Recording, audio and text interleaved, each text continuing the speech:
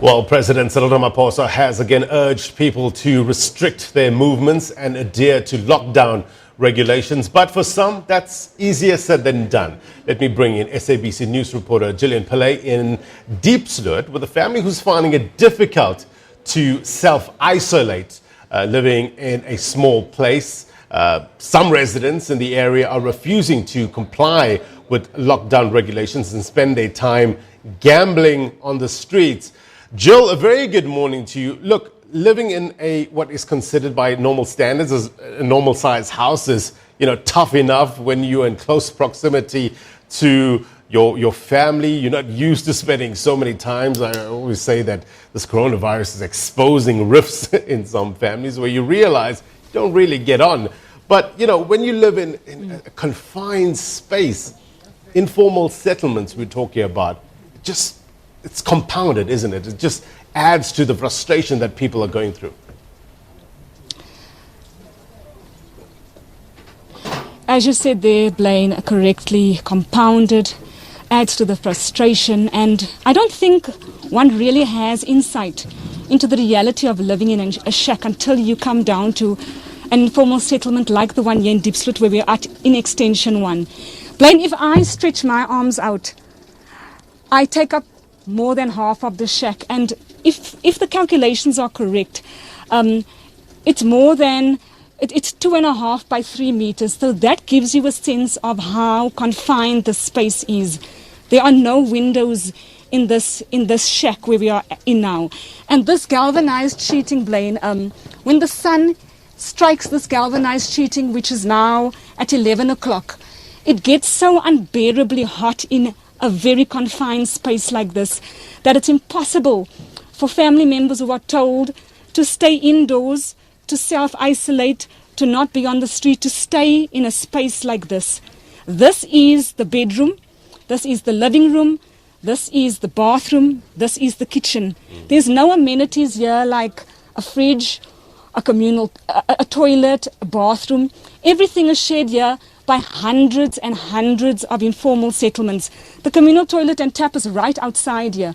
It's shared by, what they tell me, close to 500 people in this proximity, in this particular informal settlement. It's shared by the lady we're interviewing. She has 2 children and a grandson. She sleeps on the floor. Her children sleep on the bed. As you know, there's no income in an area like this, which exacerbates the problem around space.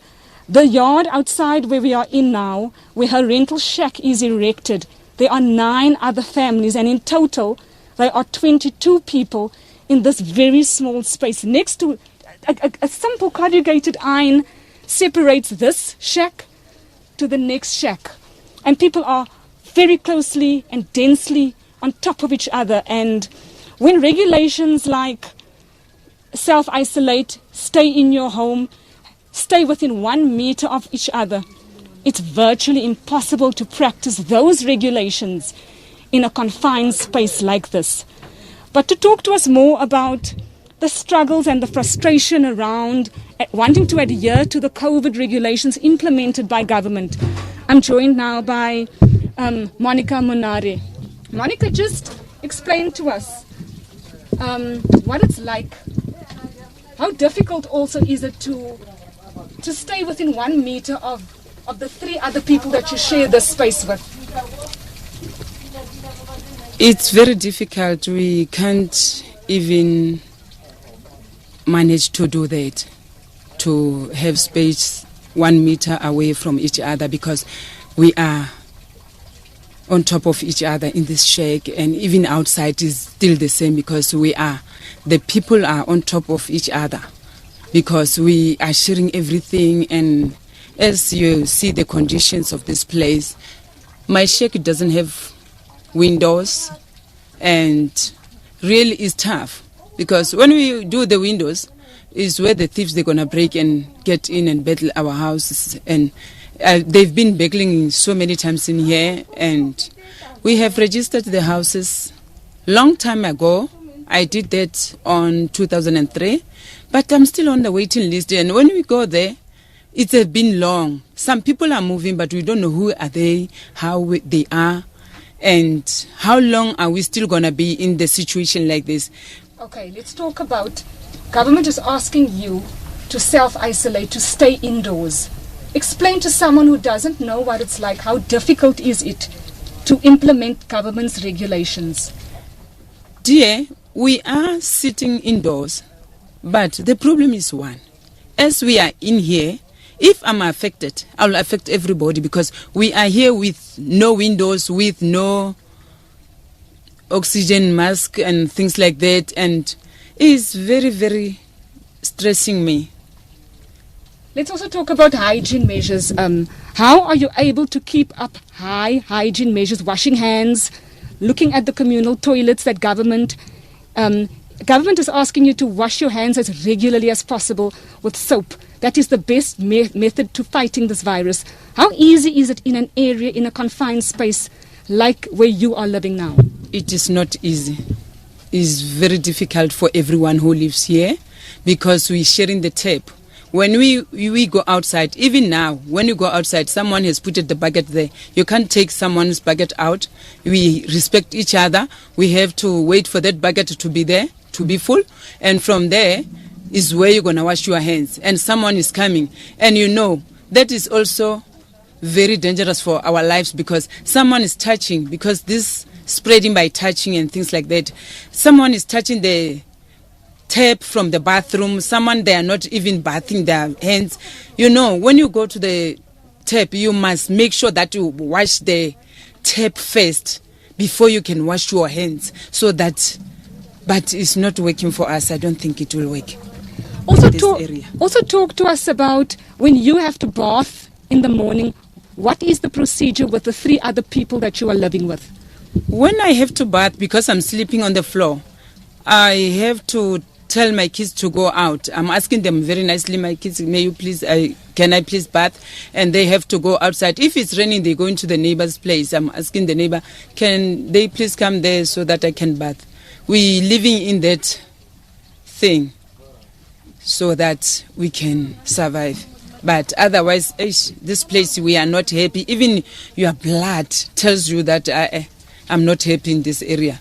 You know, if you are out of Diepsloot, you can feel yourself that I'm out of Diepsloot, and then the atmosphere can tell you, even your blood can move easily, nicely. But once you are here, it's trouble. It's trouble. Talk to us about the other people living in this yard. There are 9 other families here, which make up a total of 22 other people living in this yard where your shack is erected. We also living like that. There's no one who have windows. This is a very serious issue. We don't have windows here because of most of the time the people are breaking in our shacks and stealing our things, and that is very distressing us because once you put the window, it's trouble. So we don't have windows, and for health status it's very dangerous because you can't be in the place like this. But because we don't have choice, we've been waiting for the RDP houses for so long. I remember my second child was not even born. But now, when I was registered, look now, how old is he? He is going to register. Maybe he might find the house before I found it. That's the way it is in Diepsloot. And the children, how safe is it for children in an area like this, hygiene-wise, health-wise, looking at, there's refuse on the road, there's sewage. It is quite a filthy environment for children. This environment is not good for everyone, and for the children is very dangerous. That's why you see today, if you can go to Coronation, you'll find so many children from Diepsloot because of the environment. The environment of this place is affecting the children mostly because the children, they can't separate themselves to the other things. They're always playing. And even when the sewage and stuff are blocked, the children are playing. They don't care because they don't know what they're doing. So it is very, very dangerous. And that's why really we are not happy about the situation that is here. But we don't have a choice. It's where we stay. And your fears about if the coronavirus hits an area like this, how scared are you of the repercussions in an area like this? This thing makes me sad. I really feel very sorry for each and everyone, because we all gonna die if things can really affect one from extension 1, because we are piled like this and we are on top of each other. It's very, very scary. I'm scared because, you know, when you are in the place that there's no windows, do you think we're gonna survive? I don't think we'll survive. We are living in Diepsloot because of God's mercy. We are just surviving because of God's mercy only. If it wasn't God's grace, we should be a long time ago dead. But about this corona, hey, I'm afraid. I'm really afraid. Blaine, as you can sense there, quite a desperate and dire situation. Monica Monare is just one of tens of thousands of people in informal settlements around the country that's faced with a situation where it is near impossible to self-isolate, to keep that 1 meter distance, to stay home in a confined space like this. We just wanted viewers to get a sense of the reality in areas like this, Blaine. Yeah, it's such important reporting, such important insight into, I guess, a window. You're giving us a window into what people are going through, the frustrations, as you mentioned, the struggles, living in this confined space during this lockdown. Can't be easy, but thank you very much indeed for your reporting. Gillian Pillay, live for us in Diepsloot.